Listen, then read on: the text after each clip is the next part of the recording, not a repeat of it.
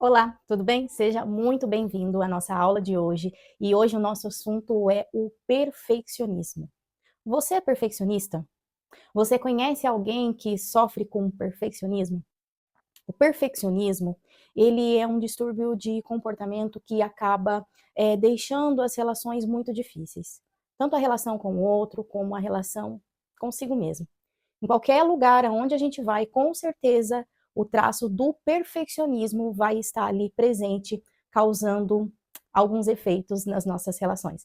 Então, seja muito bem-vindo à aula de hoje. Espero que você goste e a gente vai tratar um pouquinho mais de profundidade nesse assunto.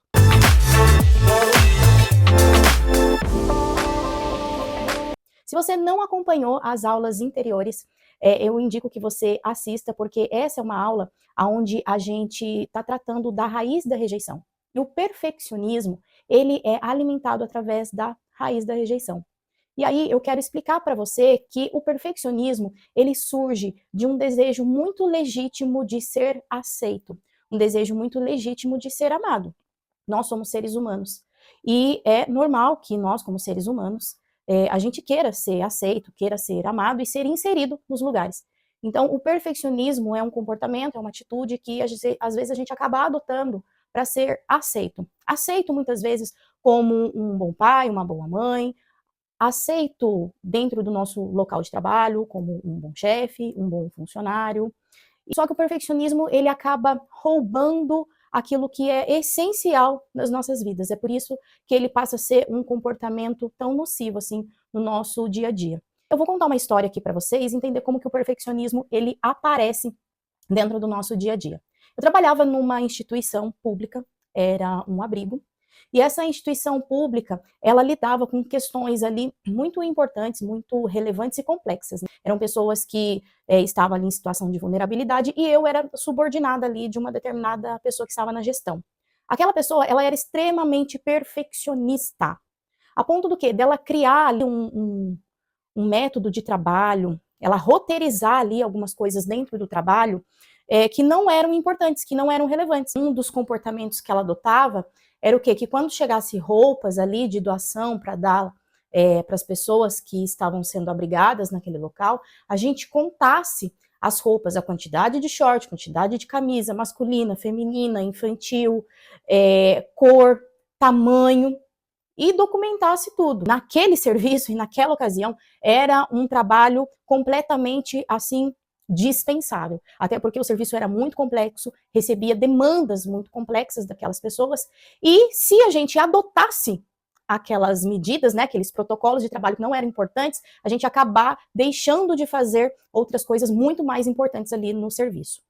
E aquilo, com o tempo, acaba prejudicando as relações. Por saber já desse comportamento dessa pessoa, dessa questão ali de perfeição que ela tinha, né, a pessoa completamente metódica naquilo que ela fazia, sabendo daquele comportamento, nós tínhamos que simplesmente falar, não, ok, já fizemos, já contamos, a quantidade está certa, a quantidade está ok, e acabava por não fazendo, porque sabíamos que ia gastar muito tempo naquela determinada tarefa.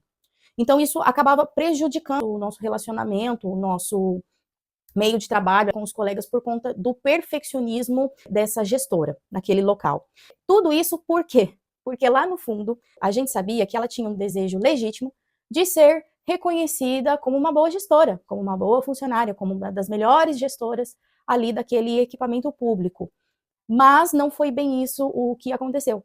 Aquele comportamento dela de perfeccionismo acabou roubando aquilo que era essencial do serviço. Bom, uma outra questão que pode também aparecer o perfeccionismo é a criação de filhos. Afinal de contas, para quem é mãe sabe muito bem que a gente jamais vai desejar transmitir para os nossos filhos aquilo que fizeram conosco. Eu sei que hoje a gente está vivendo uma crise muito ruim, até mesmo uma crise moral indisciplinar das crianças, até por conta dessa questão dos pais irem afrouxando essa educação por medo, medo de frustrar, medo de ferir a criança e de não ser reconhecida e aceita como uma boa mãe, de não ser reconhecida e aceita como uma mãe legal, uma família legal, e medo também de reproduzir essa rejeição que nós já sofremos na vida dos nossos filhos. Então a gente afrouxa um pouco essa educação, acaba que sendo um pouco mais permissivo por conta desse medo que quer ser perfeito.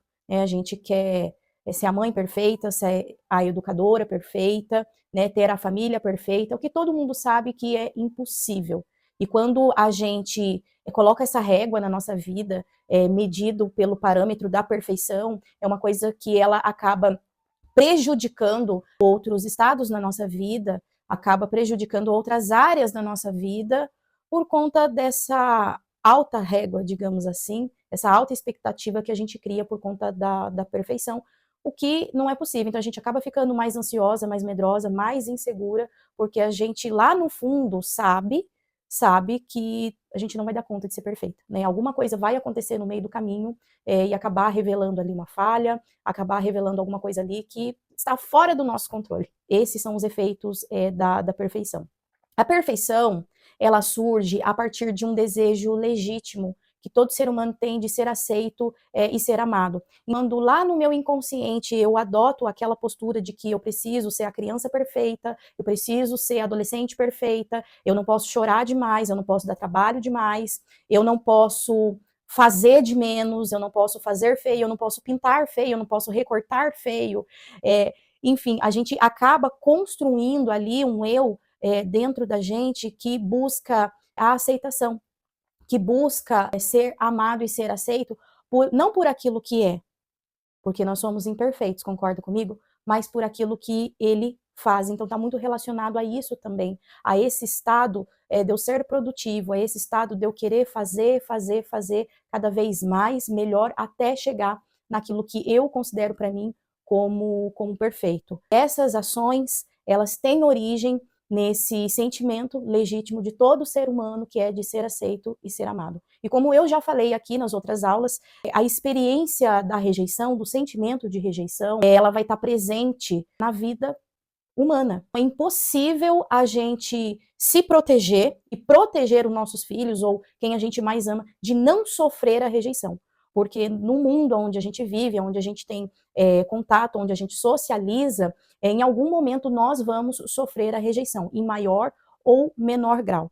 Algumas pessoas, lógico, ao longo da vida e ao longo dessa estrutura da estruturação mesmo da sua própria identidade, vai ter um pouco mais de recurso para lidar com essa experiência humana da rejeição e outras um pouco menos de recurso para lidar com essa experiência da rejeição, o que acaba sendo mais nocivo ao longo do tempo e quando a gente não consegue fazer as intervenções necessárias. Vai aparecer para você aí na imagem uma representação daquilo que é o perfeccionismo na nossa vida. Então, você tem aí a imagem de uma árvore. Nessa árvore, lá embaixo, nós temos a raiz, que é a rejeição. O tronco dessa árvore é a mentalidade que a gente adquire ao longo da vida e as crenças estabelecidas dentro de nós. E tem aí alguns galhos que são nutridos por essa raiz, que eu chamo de distúrbios. Quando eu falo de distúrbio, é tudo aquilo que vai ser na nossa vida, vai trazer um mau funcionamento, tá? Então, vão ser os distúrbios sociais, emocionais, psicológicos, comportamentais. Cada galho vai produzir o seu respectivo fruto. O perfeccionismo é um desses frutos, tá? E nós vamos falar de todos esses frutos que você está vendo aí nessa árvore ao longo dessa aula. E como que a gente consegue lidar com o perfeccionismo na nossa vida? A gente vai conseguir lidar o perfeccionismo na nossa vida a partir do momento que a gente conseguir identificar, reconhecer que há sim essa raiz de rejeição dentro de nós, da nossa identidade, do nosso coração. E aí o que nós temos que fazer? Uma poda. É isso mesmo, uma poda de baixo para cima, ou seja, a partir do momento que eu enfraquecer essas raízes da rejeição, eu enfraqueço tudo aquilo que está naquela árvore, ou seja, eu enfraqueço a mentalidade, eu enfraqueço ali os galhos, que são os distúrbios, e vou enfraquecendo também esses frutos podres, né, que aparecem ali no nosso comportamento. E é assim que a gente consegue neutralizar os efeitos desses distúrbios na nossa vida e acabar com esses frutos podres. E eu quero que você entenda uma coisa, que a imperfeição, ela é completamente necessária, não só na sua vida, mas na vida das pessoas que têm contato com você, porque vai ser através da imperfeição que as pessoas vão ter a oportunidade de conhecer a perfeição de Cristo, o amor perfeito.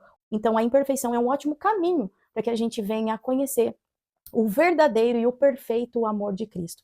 É na imperfeição que muitas das vezes a gente machuca as pessoas, é que muitas das vezes nós tomamos decisões erradas, é na imperfeição que muitas das vezes nós temos que passar por consequências na nossa vida por conta das nossas escolhas, mas é nessa imperfeição que nós vamos encontrar a perfeição de Cristo, aquela que leva à aceitação, aquela que leva à misericórdia e aquela que dá oportunidade para o perdão.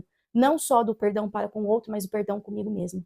É isso que é ser perfeito. Agora, a perfeição de nós mesmos ou daquilo que nós fazemos, isso aí é impossível de acontecer na nossa vida. Então, fique com seu coração em paz, com seu coração tranquilo, porque a perfeição humana, ela não existe, mas a perfeição celestial, sim.